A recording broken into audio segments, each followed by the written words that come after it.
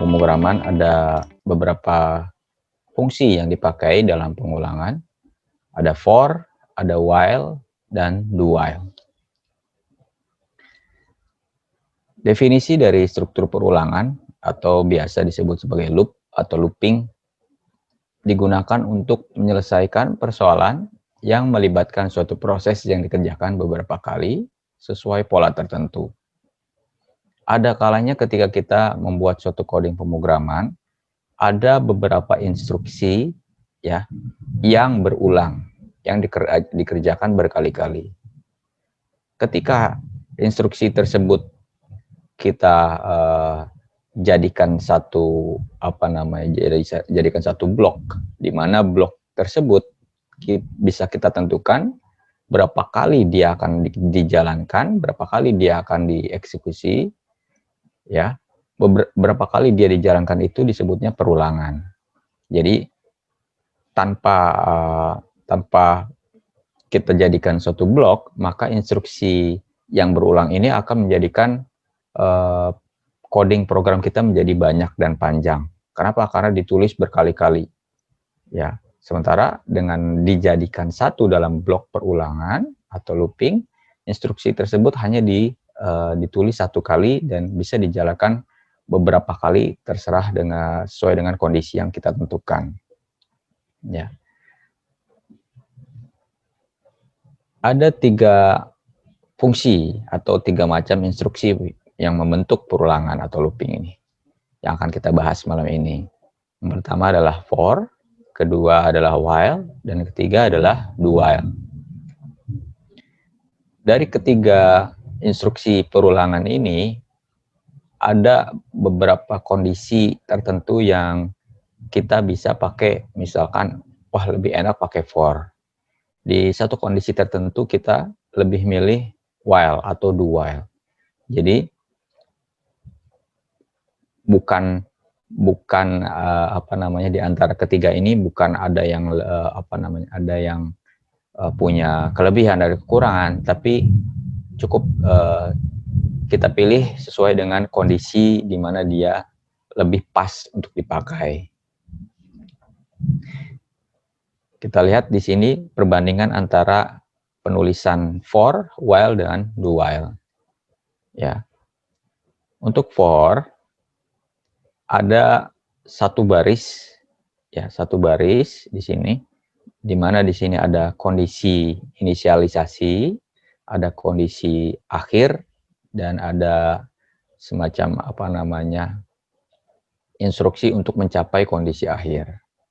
Sementara untuk while, dia langsung memasukkan kondisi yang jika terpenuhi akan melakukan pengulangan.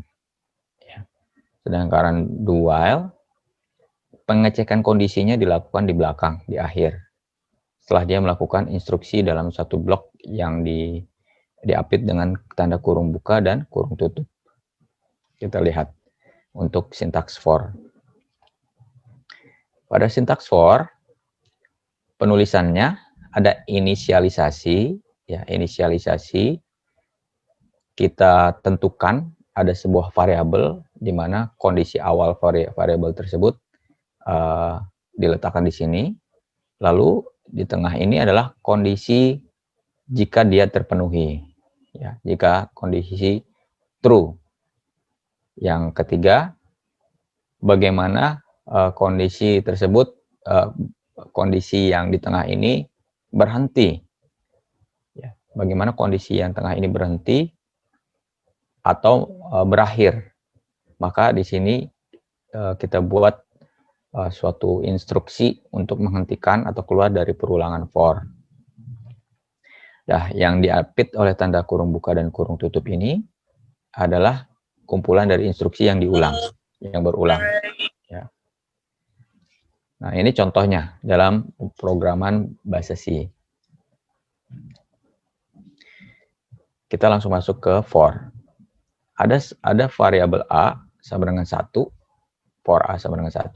Ini inisialisasi awal, ya, di mana A kita masukkan ke dalam 1, kita masukkan ke dalam A. Terus selama ini kondisi, Ya, kondisi yang harus terpenuhi untuk mengulang perintah printf ini atau mencetak FTI.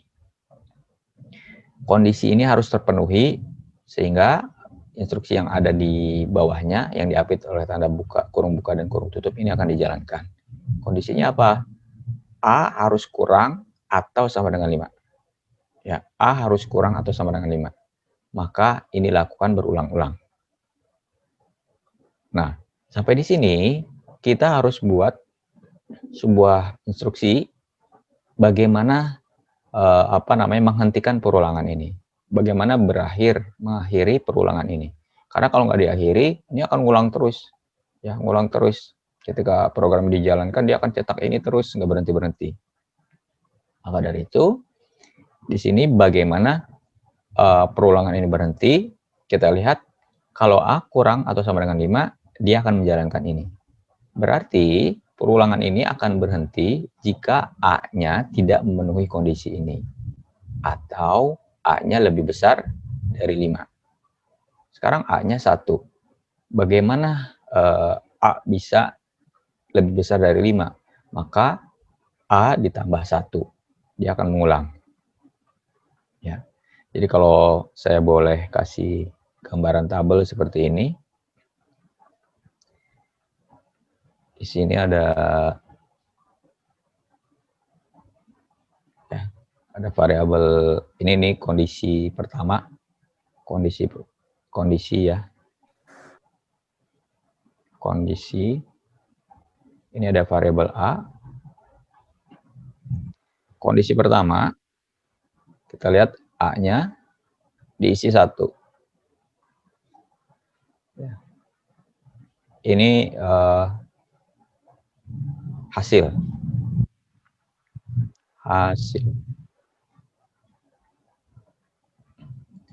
A-nya 1. Kita cek. Kondisi 1, A.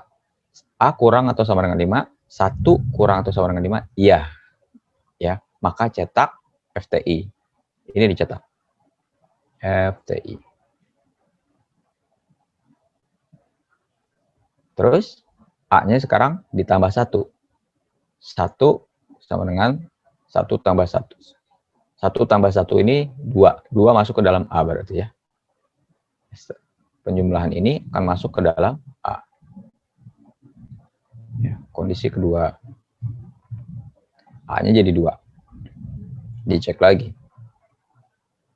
Apakah A kurang atau sama dengan 5? 2 kurang atau sama dengan 5? Iya. Maka dia akan ke sini, ke bawah. Selama ini true, dia akan ke bawah. Cetak lagi FTI. Cetak lagi. Kondisi ketiga, sekarang setelah mencetak, A-nya ditambah 1 nih. A sama dengan A plus 1. 2 tambah 1 sama dengan 3. Kondisi ketiga, A-nya menjadi 3. Dicek lagi, apakah A kurang atau sama dengan 5? Iya. 3 kurang atau sama dengan 5. Maka dia akan ke bawah lagi, ngulang lagi, cetak lagi FTI. Kondisi keempat. Kondisi keempat, ya, A-nya A plus 1. Sekarang A jadi 4. A masih kurang atau sama dengan 5? Iya. Cetak lagi FTI. Ya. Lanjut di sini ya. Di sini nih. Lanjut di sini.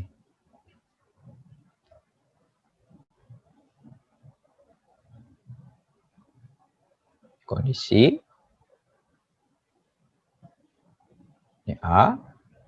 Ini hasil.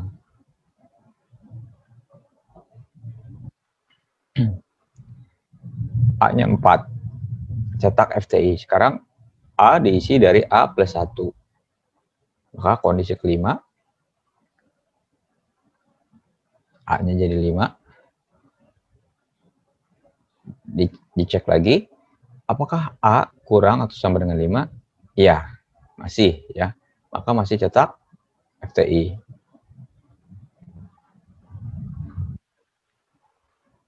Sekarang A ditambah lagi. A sama dengan A plus 1 ditambah lagi jadi 6. Pada kondisi ke-6, A-nya berubah jadi 6. Nah, sekarang dicek. Apakah A kurang atau sama dengan 5? Enggak. Ya, udah false. Udah enggak. Berarti dia akan keluar. Keluar ke sini. Enggak. Berhenti nih. Dia melengkapi perintah cetak FTI. Jadi di sini tidak ada yang dicetak. Nah, selesai pengulangan. Maka statement for ini akan mencetak berapa kali FTI? Kita lihat. 1, 2, 3, 4, 5. Ya. Pengulangan ini akan mencetak 5 kali FTI.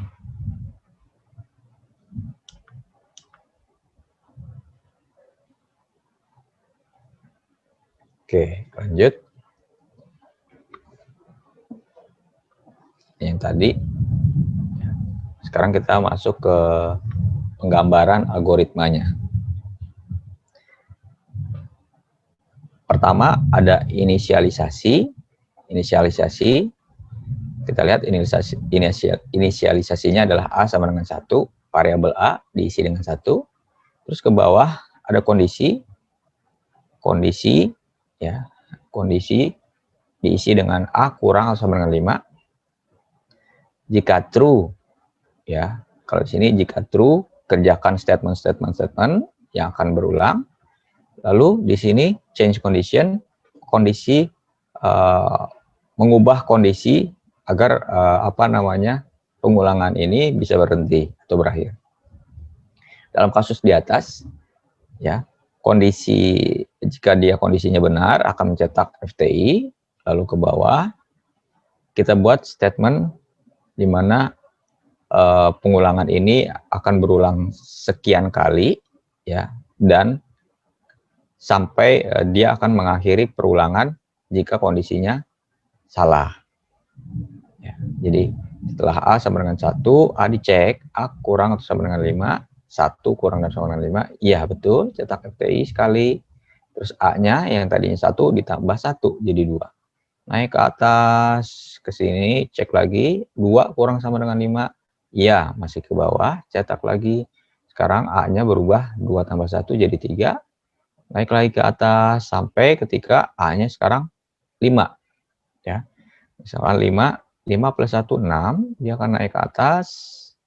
Ketika dicek, 6. Ya, tidak kurang atau sama dengan 5. Berarti false.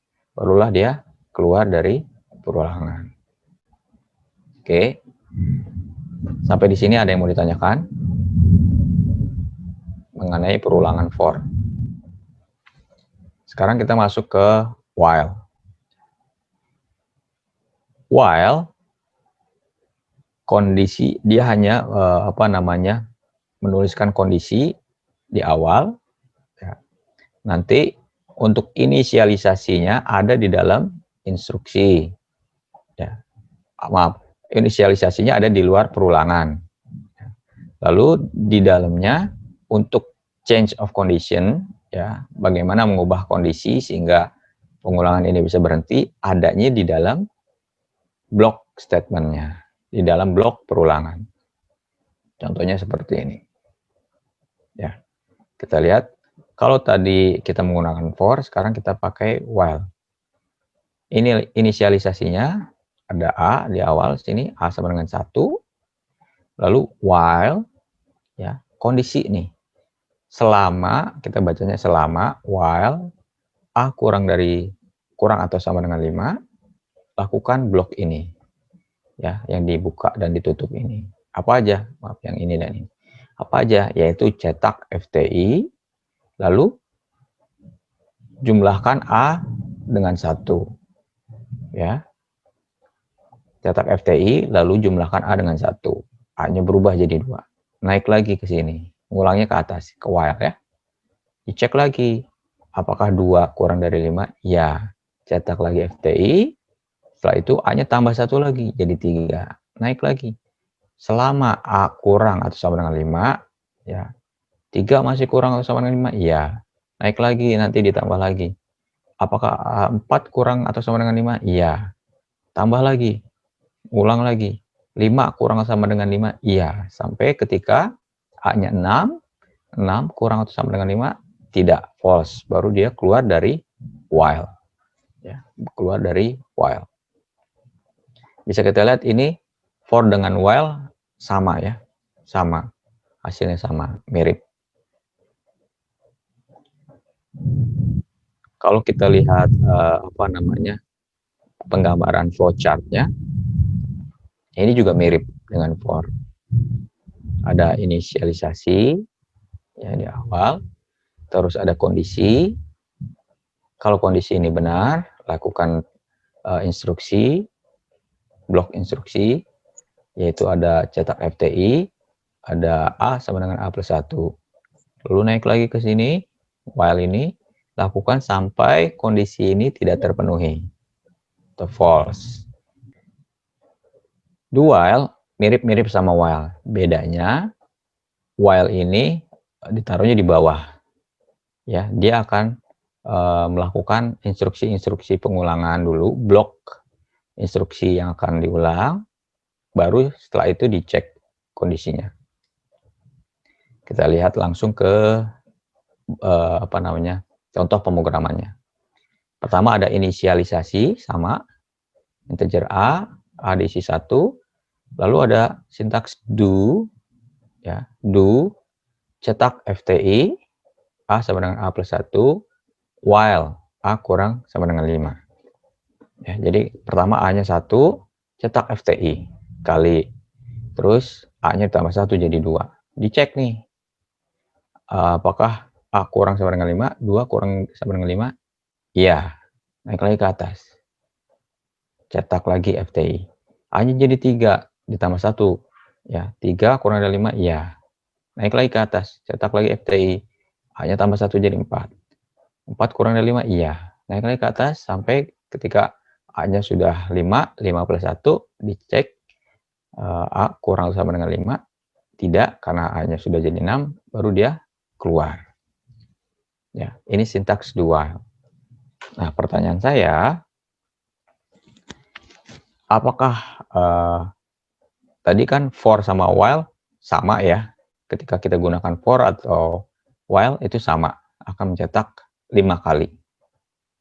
5 kali FTI, betul ya? Sekarang coba teman-teman perhatikan, kalau dengan do while ini, ya, apakah hasilnya juga sama? Akan tercetak 5 kali FTI. Sekarang gini, for, ini ya, for. Kalau I-nya saya ganti 6, berapa kali FTI-nya akan kecetak? Kalau A-nya saya ganti 6 untuk inisialisasinya, berapa kali FTI kecetak? Nggak kecetak. Kenapa nggak kecetak? Karena ketika dicek kondisinya, dia langsung false. Ya, betul. Ketika cek kondisinya langsung false. Wah, nggak mungkin dia ke bawah. Keluar dari for. Oke, berarti 0 ya. 0 kecetak. Sekarang while. Kalau A-nya saya ganti 6, berapa kali ngecetak? 0 juga ya. Yakin ya? Sekarang while. Kalau A-nya saya ganti 6, berapa kali ngecetak? Ya. Ini A. Inisialisasinya pertama A dimasukkan 6. Ya. Dari 6 ke bawah kan ya, ke bawah. Do print FTI. Ya. Print FTI. Dicetak nggak FTI-nya? Cetak. Cetak FTI. Oke. Terus A sama dengan A plus 1. A-nya jadi berapa sekarang? 7. Ya. Dicek kondisinya. Apakah 7 kurang sama dengan 5? Tidak. Enggak, Pak. Berarti keluar. Ya, keluar. Jadi ternyata walaupun kondisi tidak terpenuhi, ya, tidak terpenuhi, ternyata Jika menggunakan do while, minimal ada 1 kali perintah yang dijalankan. Yaitu dalam hal ini dia mencetak FTI. Gitu ya. Jika dengan menggunakan do while, ya, minimal akan ada instruksi sekali yang dijalankan. Walaupun dia nggak berulang nantinya. Kalau kondisi tidak terpenuhi. Kenapa begitu? Karena do while, kerjain dulu, baru cek kondisi. Ya, kita lihat kan? Dia ngerjain dulu instruksi, baru cek kondisinya. Jangan kan 6 ya. Kalau A-nya 5 aja. Ya, A-nya 5 nih. Dia akan cetak printf FTI sekali. Terus A-nya tambah 1 jadi 6. Nah, ketika jadi 6, ini kondisinya udah nggak terpenuhi. Udah keluar. Tapi tetap ada 1 kali instruksi yang dijalankan, yaitu cetak FTI dan tambahkan A dengan 1. Nih, 2 instruksi ini minimal sekali dijalankan. Gitu. Jadi kalau suatu saat kamu mau ketemu kasus yang ada perulangan, tapi minimal ada sekali instruksi yang dijalankan, pakailah do while. Gitu. Jadi kalau bahasa Indonesianya gini, kerjakan, baru cek kondisinya. Kerjakan dulu, baru cek kondisinya. Sementara kalau while,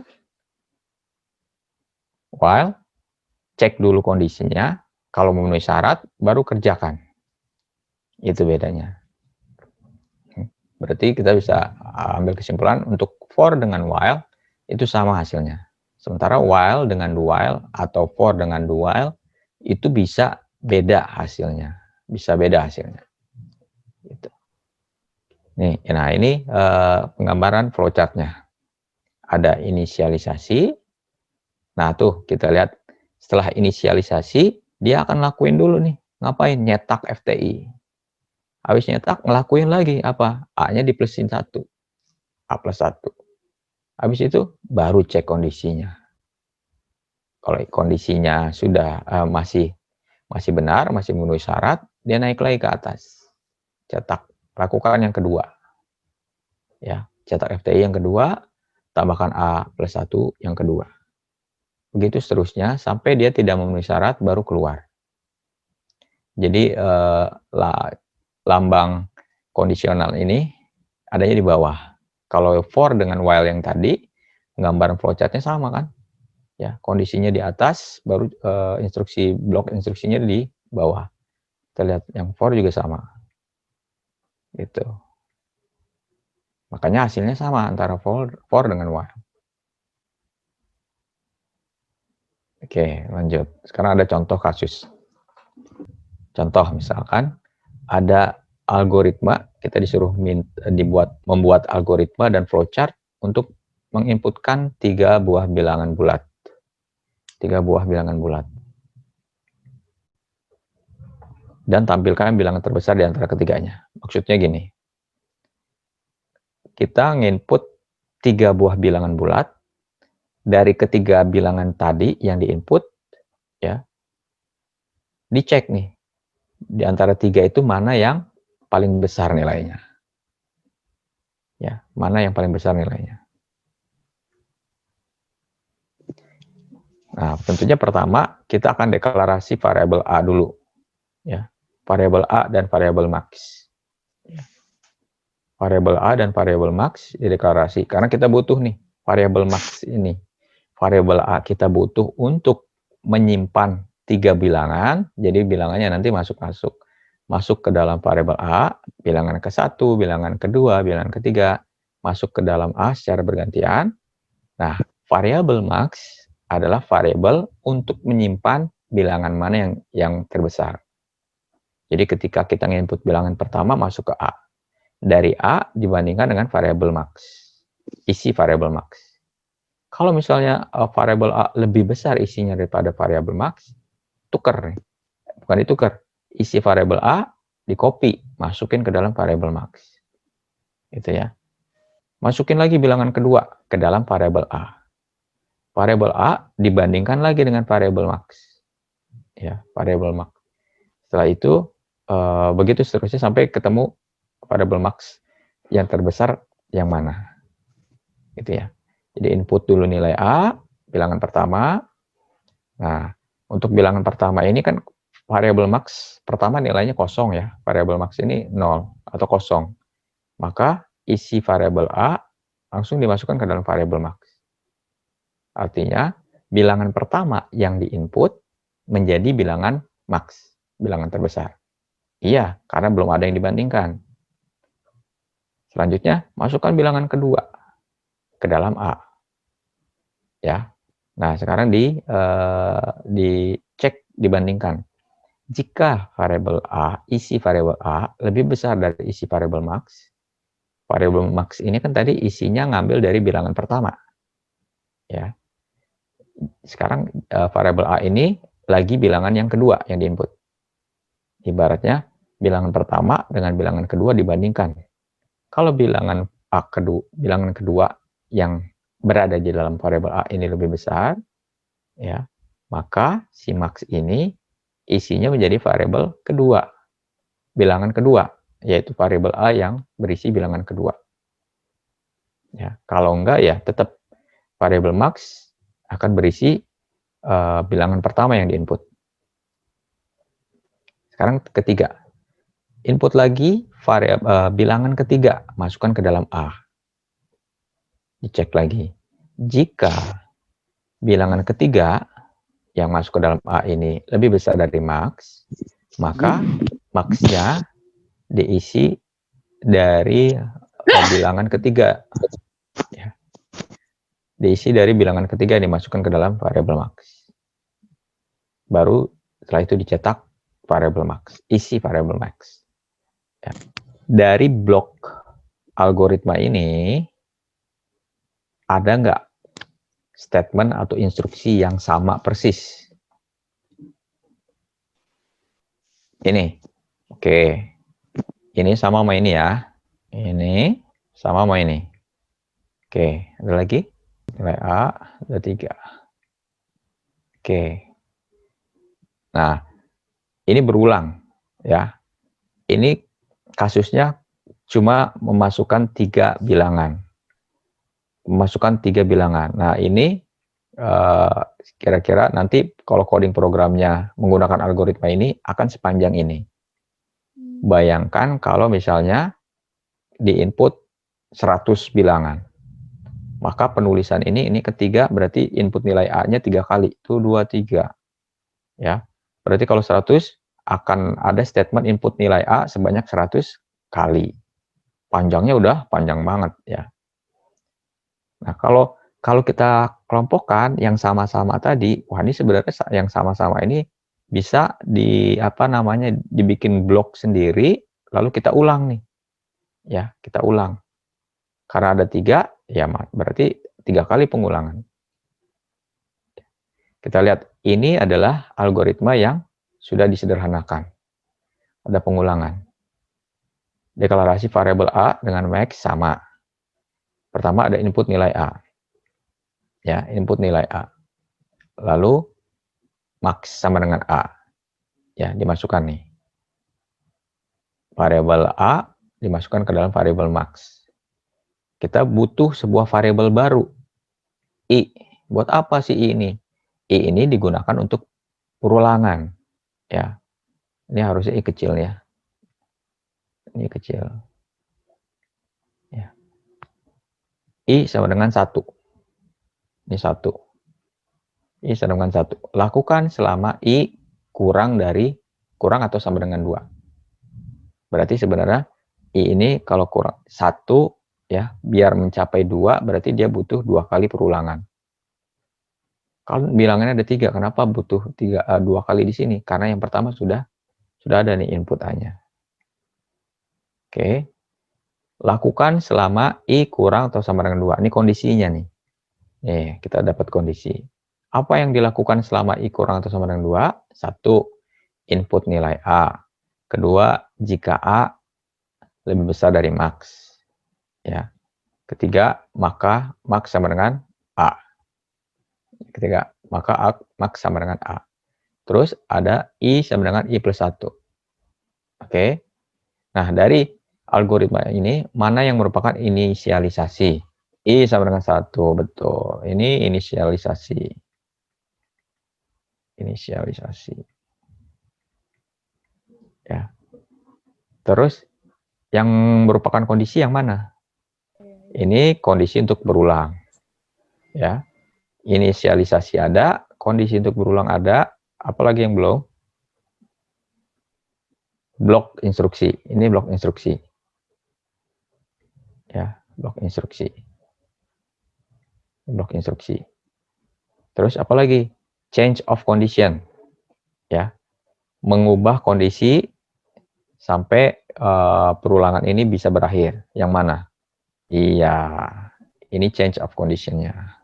Agar perulangannya bisa berhenti. Kita lihat di sini. Di sini aja ya. Saya mau menggambarkan melalui tabel karena lebih gampang dipahami.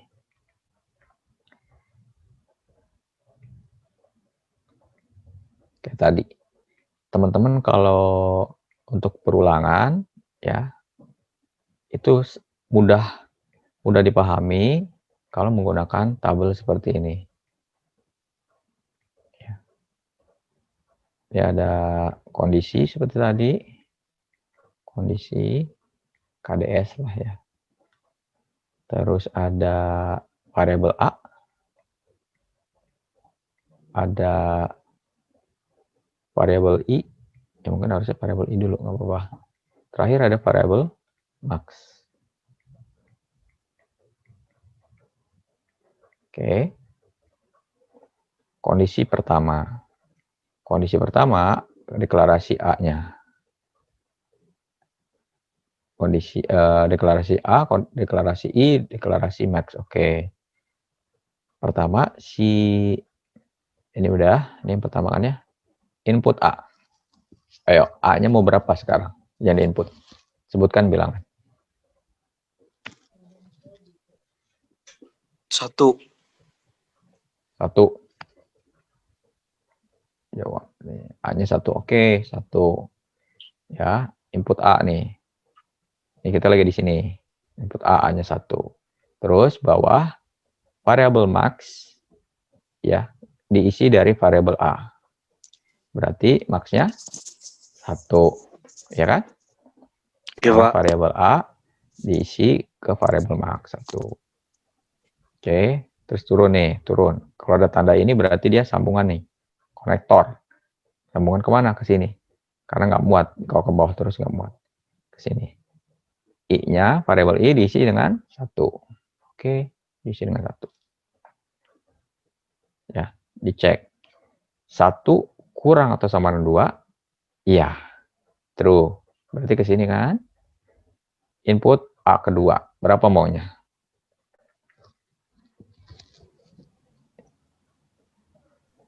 Berapa A-nya? 3 deh, Pak. Wah, kayaknya nyerah banget nih, 3 deh. Gitu. Oke, apa 3. Kenapa nggak yang susah-susah gitu? 3.000. Jangan ya, tersusah nulisnya di sini. Oke, nggak apa-apa. A-nya 3. Ya. Nih, sekarang lagi di sini nih. Input A-nya 3. A dibandingkan dengan max. 3 sama 1. Gedean mana? 3. 3. Berarti ini true ya. Ini true ke sini. Ini false. Jika A lebih besar dari max, true, maka variabel max diisi dengan variabel A. Berarti 1 diganti dengan 3. Oke, turun ke bawah. Turun ke bawah. I sama dengan I plus 1. I-nya jadi 2. Ya, ini kondisi 2. 2 masih kan ya? Masih, cek lagi ke atas. Ke sini. Cek ke sini. 2 kurang atau sama dengan 2? Iya. Ya. Berarti true. Masuk lagi ke sini. Input A lagi. A-nya berapa sekarang?